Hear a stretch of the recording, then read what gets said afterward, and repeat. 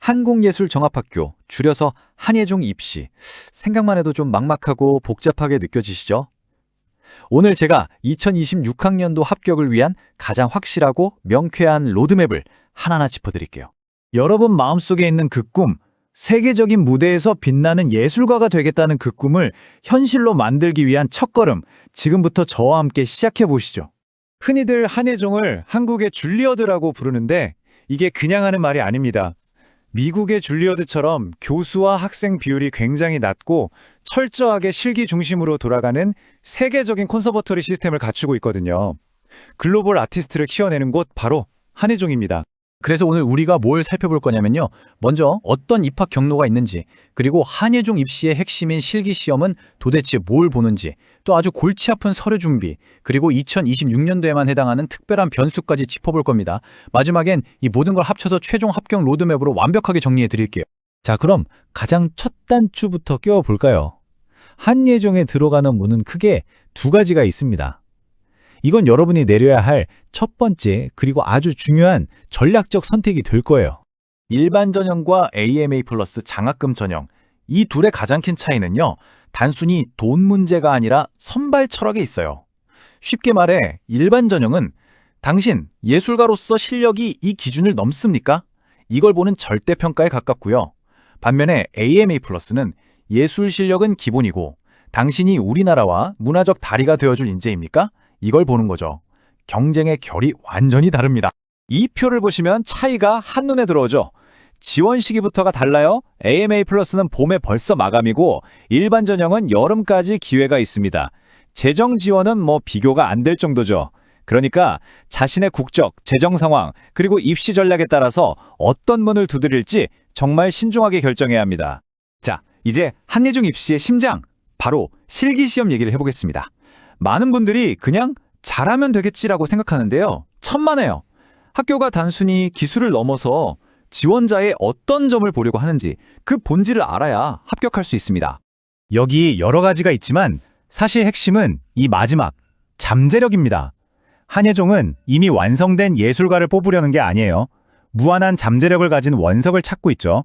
그러니까 악보대로 실수 없이 완벽하게 연주하는 사람보다 자신만의 해석을 담아내거나 예상치 못한 질문에 창의적으로 답하는 지원자에게 훨씬 더 큰 점수를 준다는 뜻입니다. 말로만 하면 와닿지 않으니까 구체적인 예시를 들어볼게요. 가장 대표적인 음악원부터 한번 샅샅이 뜯어보겠습니다. 이거 보세요. 정말 흥미롭지 않나요? 왜 화려하고 기교 넘치는 낭만시대 곡이 아니라 바흐나 베토벤을 요구할까요? 그건 바로 지원자의 기본기를 가장 투명하게, 날 것 그대로 보고 싶기 때문입니다. 어떤 꾸밈이나 반주의 도움 없이 오로지 자기 실력으로 음악의 뼈대를 세울 수 있는지를 보겠다는 아주 명확한 의도죠. 다음은 연구원입니다. 여기는 외국인 지원자에게 언어와 문화라는 정말 거대한 장벽이 있는 곳이죠. 연극원은 단순히 한국어를 유창하게 하는 사람을 뽑는 곳이 아니에요. 서양의 체오프랑 한국의 이강백 희곡을 같이 지정했잖아요. 이게 무슨 뜻일까요? 동서양 텍스트를 깊이 분석해서 그 안에 담긴 인간을 이해하는 통찰력을 보겠다는 겁니다. 언어의 장벽을 뛰어넘는 분석력과 표현력, 이게 바로 핵심입니다. 아무리 실기 준비를 완벽하게 했어도 서류 하나 때문에 모든 노력이 물거품이 될 수 있습니다. 이제 합격과 불합격의 디테일을 결정짓는 서류 준비 과정으로 넘어가 볼게요. 복잡해 보이지만 이 세 단계만 기억하시면 됩니다. 핵심은 두 번째, 아포스티유 또는 영사 확인이라는 도장을 받는 거예요. 이게 시간이 정말 오래 걸리거든요. 그러니까 무조건 미리 준비하셔야 합니다. 이 작은 도장 하나가 없어서 지원조차 못하는 안타까운 경우가 매년 나옵니다. 그리고 이건 오직 2026학년도 지원자들만 마주하게 될 아주 중요한 변수입니다. 바로 기숙사 문제인데요. 이건 여러분의 유학예산 전체를 뒤흔들 수 있는 문제입니다. 네, 보시는 그대로입니다. 2026년 1학기에 신입생이 들어갈 기숙사가 없습니다. 이게 무슨 말이냐면요. 원래 외국인 학생들에게 주어지던 기숙사 우선 배정이라는 큰 혜택이 그 학기에는 불가능해진다는 뜻이죠. 이 그래프를 보시면 상황이 얼마나 심각한지 바로 와닿으실 겁니다. 한 학기에 80만 원이면 해결되던 주거비가 이제는 최소 300만 원, 거의 4배 가까이 치솟게 되는 겁니다. 이건 그냥 조금 더 비싸지는 수준이 아니라 재정 계획을 완전히 새로 짜야 하는 상황이에요. 월세가 다가 아닙니다.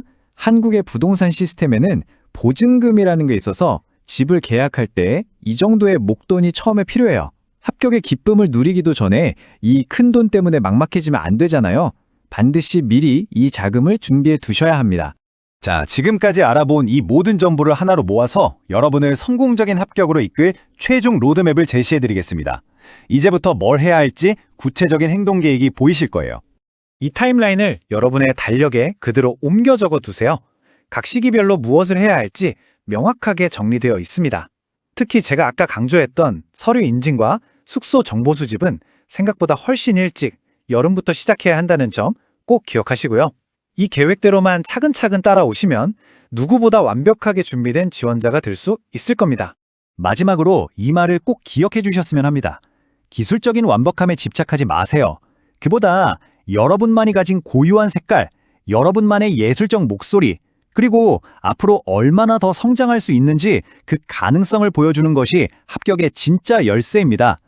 여러분의 잠재력을 마음껏 펼쳐 보이세요.